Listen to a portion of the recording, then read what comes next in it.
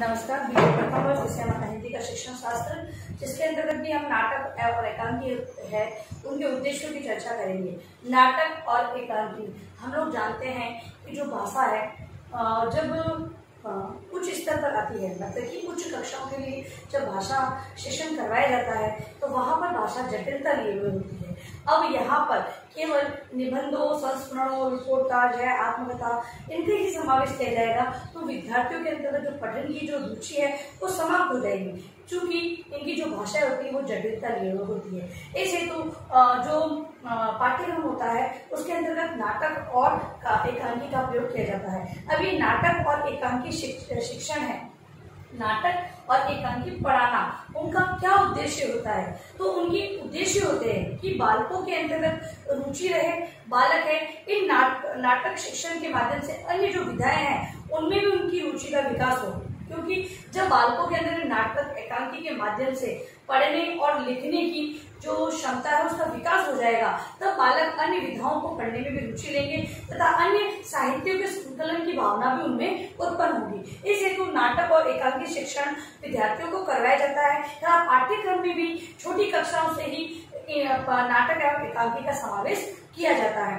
ठीक है, तो ये नाटक एकांकी, नाटक है वो जो बड़ा रूप होता है तथा एकांकी है वो छोटा होता है। नाटक है वो अलग अलग प्रकार से होते हैं, इसकी चर्चा भी हम लोग करेंगे। लेकिन सबसे पहले आज हम लोग उद्देश्यों की बात कर लेते हैं कि किन उद्देश्यों को ध्यान में रखते हुए पाठ्यक्रम में इन नाटक एवं एकांकी शिक्षण करवाया जाता है। तो पहला उद्देश्य होता है इसका छात्रों में स्वस्थ मनोरंजन।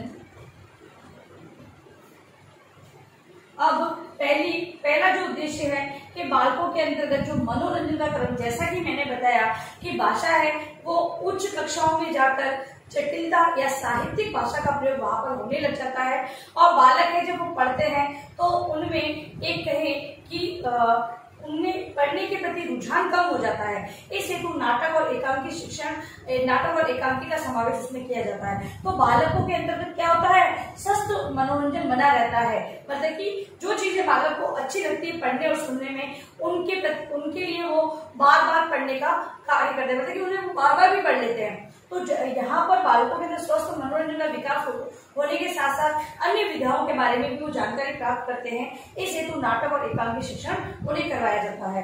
अगला है छात्रों को अपने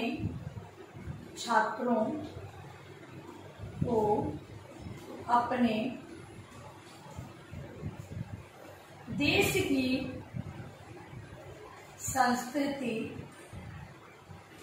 छात्रों को अपने देश की संस्कृति, प्राचीन महत्ता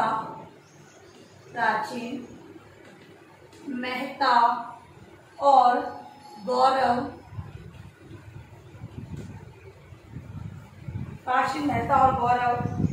वर्तमान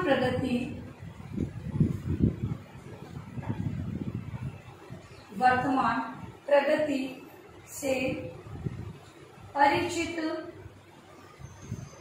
कराना। अगला जो उद्देश्य होता है कि देखो अपने देश संस्कृति, हमने देखा, हम लोग जानते हैं कि भारत देश के अंतर्गत भी विभिन्न प्रकार के जो साहित्य की रचना है उसमें विभिन्न प्रकार के नाटकों का समावेश है, एकांकियों का समावेश है। जो ये नाटक है वो सत्य घटनाओं पर भी आधारित नाटकों का समावेश किया गया है। तो यहाँ पर बालकों के अंतर्गत जो नाटकों की क्षमता है उसका विकास करने के लिए, मतलब कि जो नाटक के माध्यम से विभिन्न प्रकार के जो नायक होते हैं, नायिका होती है,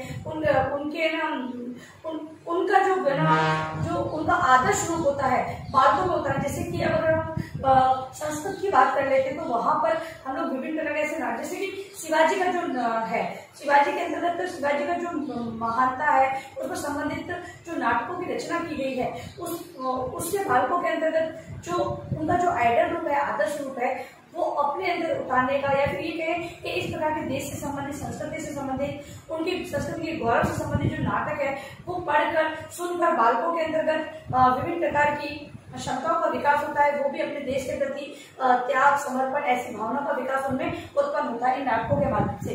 इसलिए भी मतलब कि देश की संस्कृति, प्राचीन महत्व और गौरव या वर्तमान प्रगति से परिचित कराने के लिए भी हम लोग, और वर्तमान प्रगति से तो हम विभिन्न प्रकार के नुक्कड़ नाटकों का प्रयोग करते हैं, एकांकियों का प्रयोग लोगों को जागरूक करने के लिए विभिन्न प्रकार के अभियान चलाते हैं, दहेज प्रथा, जो बाल विवाह है, इन पर आधारित नाटक प्रस्तुत किए जाते हैं जिससे कि जागरूकता लोगों में लाई जाए। तो ये सब इसलिए होता है, इनका उद्देश्य ये होता है कि बालकों के अंतर्गत विभिन्न प्रकार की जानकारियों को समावेश करना या फिर जो देश का गौरव है उससे उन्हें परिचित करवाना। अगला है अपने देश तथा अपने समाज, अपने देश तथा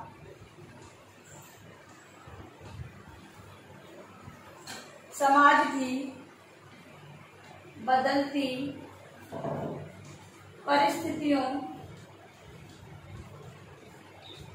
परिस्थितियों से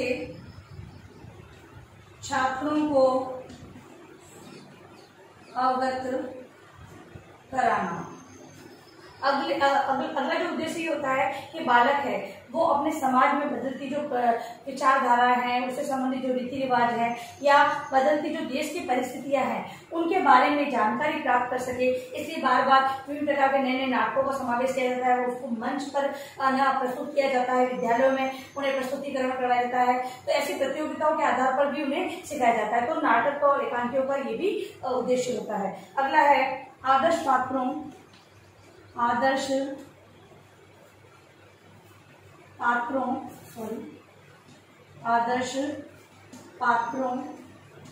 को अपनाना। अगला उद्देश्य ये रहता है कि जो आदर्श नाटक और एकांकी में जो आदर्श रूप किया गया होता है विद्यार्थी उनको अपने जीवन में अपनाए तथा अपने व्यवहार में लाए, इस हेतु भी नाटक और एकांकी शिक्षण उन्हें करवाया जाता है। अगला है छात्रों में साहित्यिक रुचि